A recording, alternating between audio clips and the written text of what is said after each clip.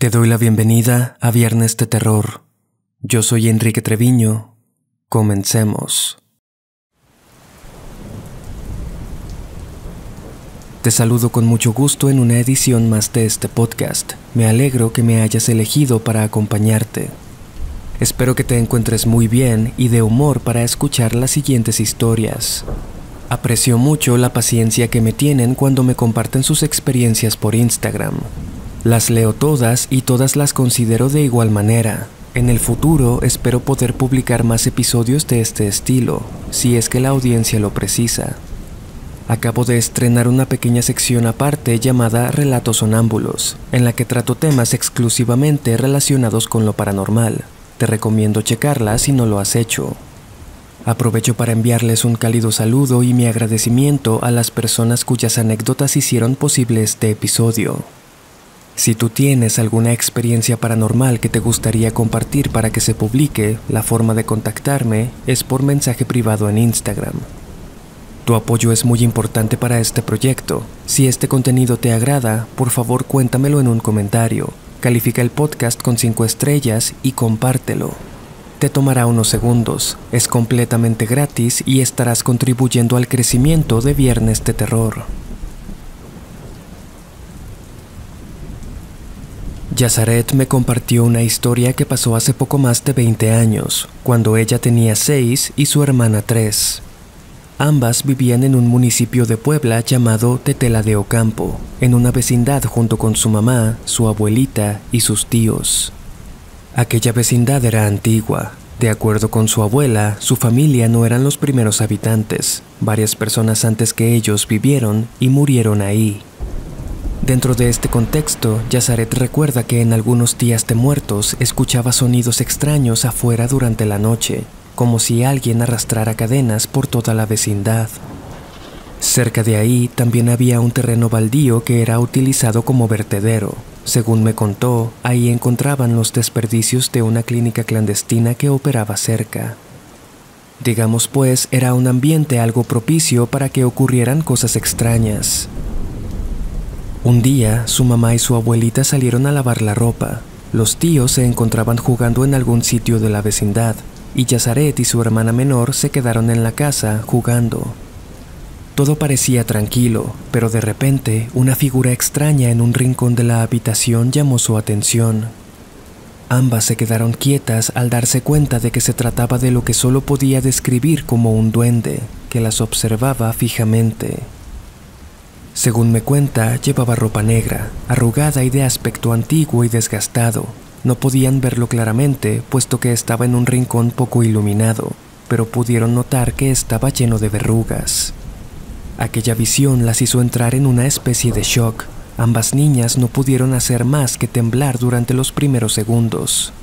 El shock entonces se convirtió en terror. Yazaret y su hermana comenzaron a llorar y gritar, llamando a su madre y a su abuela.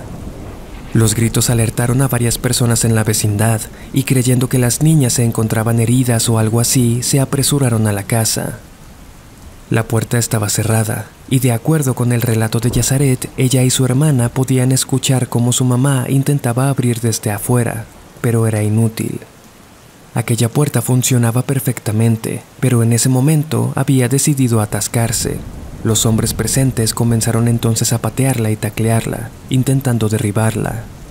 Yazaret y su hermana continuaban llorando y gritando por ayuda, mientras aquella extraña criatura parecía acercarse lentamente con una expresión malévola. La puerta comenzó a ceder y aquel duende se detuvo en seco. Luego, con una voz gruesa y áspera, le prometió a las niñas que volvería por ellas, algún día, cuando menos se lo esperen. Salió entonces en dirección a la cocina y desapareció. Por fin lograron abrir la puerta en ese momento. Madre y abuela entraron apresuradas preguntando qué es lo que estaba pasando. Entre lágrimas y sollozos les contaron lo que vieron. Los adultos, lejos de burlarse o permanecer incrédulos, se miraron entre ellos con seriedad. Desde ese día comenzaron a prestarles más atención y trataban de que nunca se quedaran solas en la casa. Yazaret se quedó con el miedo de aquella promesa. Aún hoy en día, recordar aquel momento la pone tensa y asustada. Por más que han querido, ni ella ni su hermana han podido olvidar esta experiencia. En más de una ocasión me ha tocado leer historias similares a esta, vivencias que ocurren principalmente en la infancia y en las que están involucradas estas criaturas. Según he investigado, existen diversos tipos de seres elementales, algunos más benévolos que otros. Unos buscan, aunque sea por travesura, extraviar infantes, solo para causar el pánico por un rato. Pero existen otros, sin embargo, cuya intención es mucho más oscura, y son depredadores de las almas de los más inocentes. Susana me compartió un par de historias muy interesantes. Aclaro que este no es un nombre real, ya que me pidió permanecer en el anonimato. Pues bien, cuando Susana tenía unos 12 años y su hermana mayor 14, ellas y su madre asistieron a una fiesta infantil en casa de una de sus tías. Recuerdan particularmente aquella casa por ser bastante grande. Tenía 3 pisos y espacios muy amplios, además de una decoración y acabados bastante estéticos. Algo curioso era que sus tíos no vivían en esa casa, sino que la usaban principalmente como bodega y, como en aquella ocasión, para eventos especiales. Es importante resaltar que, como nadie habitaba la casa, los servicios de agua y luz solo estaban disponibles en el primer piso, y los 2 de arriba se usaban simplemente para almacenar cosas.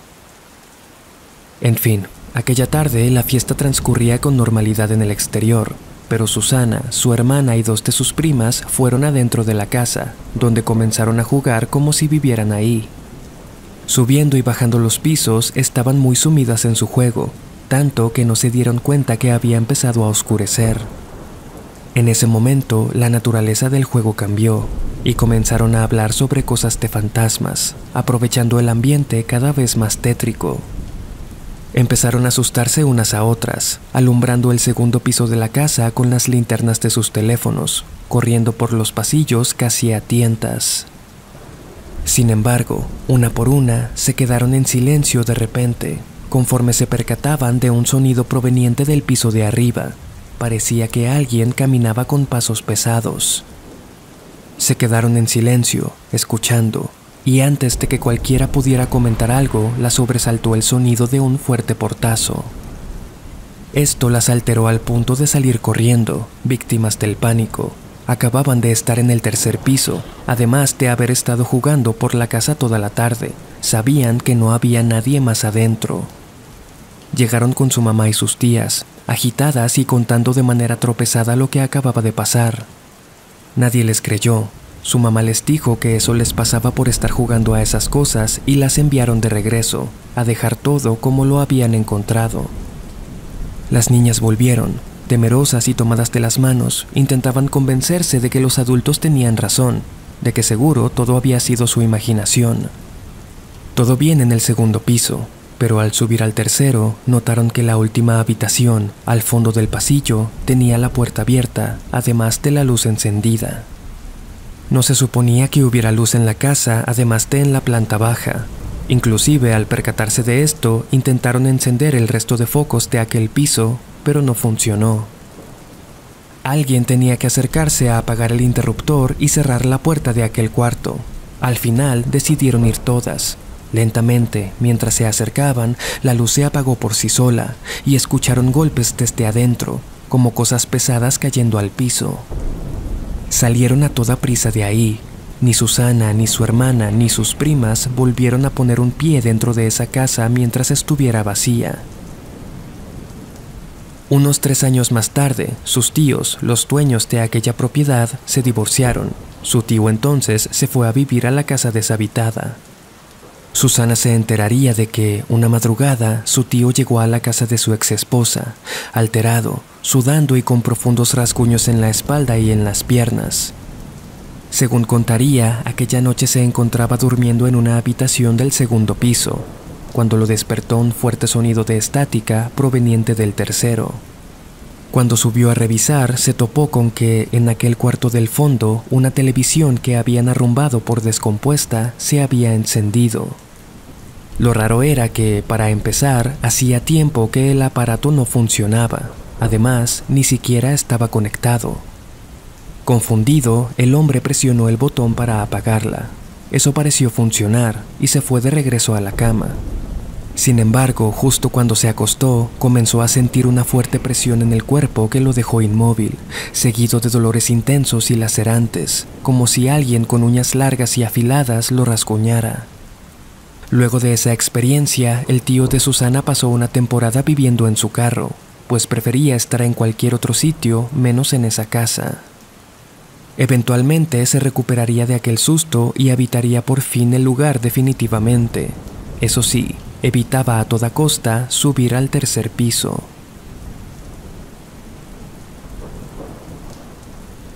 Seguido me preguntan si yo he tenido experiencias paranormales, si he estado en casas embrujadas y ese tipo de cosas. Y mi respuesta casi siempre es: depende.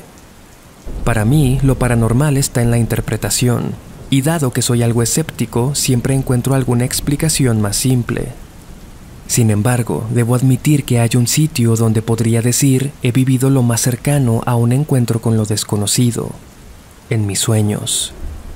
¿Será mi subconsciente trastornado o aquellas energías abordándome cuando estoy más vulnerable? Es algo que definitivamente me planteo. Este contexto hace que, personalmente, la siguiente anécdota de Susana, aunque corta, me dé escalofríos. Pasó cuando tenía 18 o 19 años. Ella estaba dormida, y frente a su cama, en su habitación, había 2 ventanas grandes que miraban hacia la calle. Aquella noche se despertó sobresaltada, como quien acaba de tener una pesadilla. Calculaba que serían como las 2 de la mañana, ya que afuera todavía estaba muy oscuro. Su mirada se paseó por el techo cuando cayó en cuenta de que era todo lo que podía mover. Su cuerpo estaba totalmente paralizado, a excepción de sus ojos. Esto la puso nerviosa. Dirigió la vista hacia enfrente y justo en la división de aquellas ventanas vio la figura de una mujer, vestida con un atuendo blanco y el cabello largo y negro. La observaba de manera penetrante. Susana intentaba moverse, pero no podía, mucho menos gritar. En eso comenzó a escuchar susurros, como varias voces hablando en la habitación, pero pronto se dio cuenta de que aquellas voces sonaban más bien desde adentro de su cabeza. No entendía una sola palabra, pero la sensación era desesperante. De repente sintió como si una mano sujetara su cuello, impidiéndole respirar. De alguna forma, aunque aquella tétrica mujer seguía en el mismo sitio, sabía que ella la estaba asfixiando. Luchar era inútil, su cuerpo no respondía y aquel agarre invisible cada vez apretaba con más y más fuerza. Luego de lo que sintió fue una eternidad, la soltó. La invadió entonces un intenso y punzante dolor en la garganta. Cerró los ojos un segundo y cuando los abrió, era de día. Aquella mujer ya no estaba y Susana podía moverse nuevamente. Vio en su teléfono que eran las 8:34 de la mañana. Estaba afónica y con un dolor de garganta que le duró varios días. Es innegable que la mente juega bromas muy pesadas, pero también lo es que hay cosas demasiado extrañas para ser coincidencia. ¿A ti te ha pasado? Cuéntanos en un comentario si has tenido una experiencia similar. Antes de continuar, te recuerdo que en mi canal de YouTube puedes encontrar, además de este podcast, un poco de contenido más variado. Te recomiendo visitarlo y si te gusta lo que ves, suscríbete y activa las notificaciones. También te sugiero darte una vuelta por mi perfil personal de TikTok, donde seguro encontrarás algo que te interese. Todos los enlaces que necesitas están en la descripción.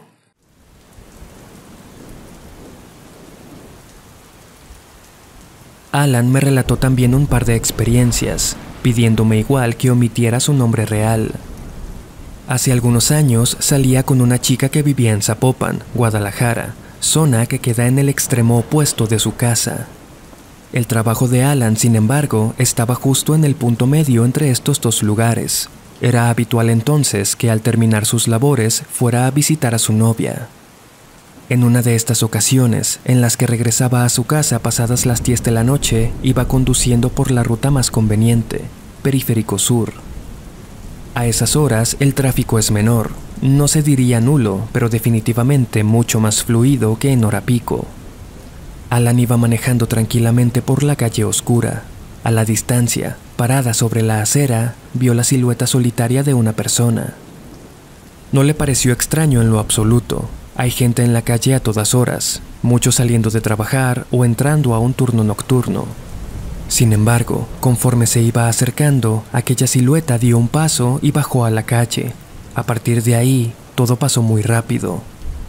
Una vez que el vehículo de Alan iba a pasarle por un lado, esta persona dio varios traspiés hacia la avenida. Alan solo se preparó para el impacto. No pudo frenar a tiempo. Se detuvo de inmediato y escuchó el sonido de varios claxons alrededor, seguramente alertándolo del accidente. Alan descendió de su auto, intrigado y consternado, esperando que aquella persona se encontrara viva. Fue al frente del carro, no había nada. Revisó el parabrisas buscando algún golpe, nada. Mientras, los autos seguían sonando la bocina conforme pasaban a su lado y se alejaban. Incluso revisó debajo del auto, pero no había absolutamente nadie. Comprendió entonces que los demás conductores sonaban el claxon porque se había detenido de golpe, en medio del camino, luego de atropellar a alguien que aparentemente solo él vio y que se esfumó en el aire justo después. Fue interesante conversar con Alan. Resultó que él había iniciado también hace tiempo un podcast de terror llamado Relatos de Stella Funk, el cual grababa desde su estudio, donde por cierto me relató también pasan cosas bastante peculiares. En otra ocasión, cuando Alan salía con quien ahora es su esposa, recuerda haber llegado a casa de ella luego de una noche fuera. Quien ahora es su suegro, un hombre de carácter fuerte, había establecido un horario de llegada para su hija cuando saliera, horario que la joven pareja ignoró en aquella ocasión. La casa tiene un ventanal como entrada, con una puerta corrediza y una cortina a lo largo, la cual baja hasta topar unos 20 o 30 centímetros antes de tocar el suelo. Pues bien, aquella noche la novia de Alan bajó, y desde el carro la vio entrar. La cortina estaba bajada, y al lado de los pies de su novia vio otro par que parecían estarla esperando para recibirla. Aquellos pies vestían pantalones de mezclilla y tenis azules de la marca Panam. Alan lo recuerda bien. La lógica le indicó que seguramente se trataba de su suegro. Sin quedarse a averiguar, se dirigió a su casa y una vez ahí mensajeó con su novia, preguntándole si su padre estaba molesto o si la había regañado por llegar tan tarde.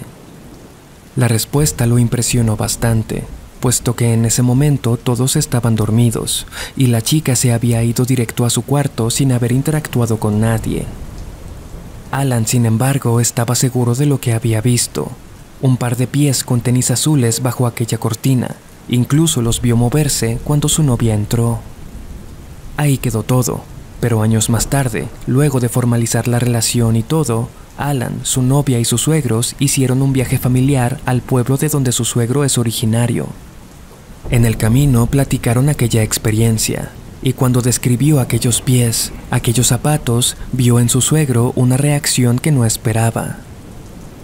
Con los ojos llorosos, le platicó que su hermano, quien había fallecido trágicamente tiempo atrás, solía vestir precisamente ese tipo de calzado.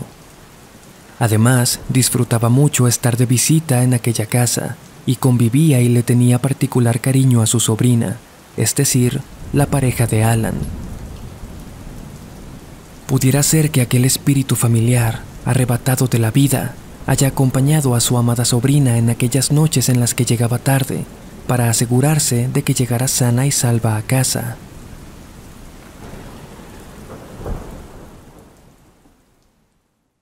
Muchas gracias por haber escuchado el episodio de esta semana. De verdad espero que te haya gustado. Por favor, no te vayas sin antes dejarme un comentario contándome desde dónde me escuchas y qué te parece este contenido. Te recuerdo que los enlaces a mis perfiles de Instagram y TikTok están en la descripción. Espero tu follow. Fue un placer acompañarte en esta ocasión. Yo soy Enrique Treviño. Hasta la próxima.